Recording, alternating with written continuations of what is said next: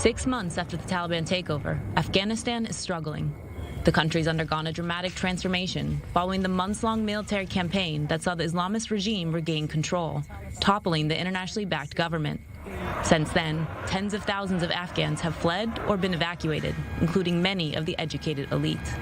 The difference we see is that there is no work at all. Everything is plentiful, but no jobs. Before the past 6 months, people had jobs, and the work situation was quite good. But now, poverty and hunger have increased. With an economy on the verge of collapse, key sectors have been devastated, including agriculture, civil service, and the construction industry, which have all seen large-scale job losses or workers gone unpaid. Over 500,000 jobs have been lost, with the most dire estimates predicting that number could reach as many as 900,000 jobs lost by the middle of this year. Women workers have been hit especially hard amid increased restrictions. With women's employment levels already extremely low by global standards, they've fallen even further, with the International Labor Organization citing a 16% decrease in the third quarter of 2021.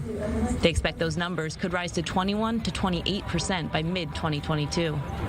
On the streets, millions are suffering from extreme hunger. 6 months after the takeover by the Taliban, Afghanistan is hanging by a thread.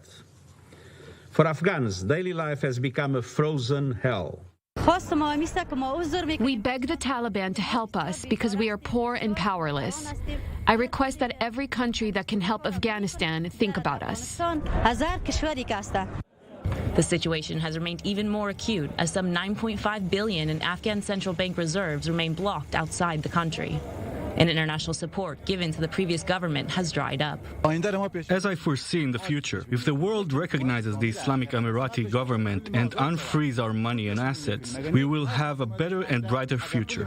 Otherwise, we may have a miserable outlook. But it's not all bad news. Public universities reopened this month, with female students joining their male counterparts heading back to campus, although not at the same time. We did not see any particular difference.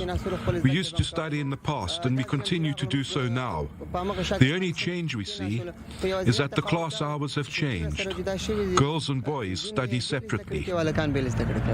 Under their previous rule from 1996 to 2001, the hardline Islamist Taliban barred women and girls from education. They say they've changed since resuming power, but school-age girls in many provinces have not been allowed to return to school. And the regime has repeatedly cracked down on women's protests and harassed journalists.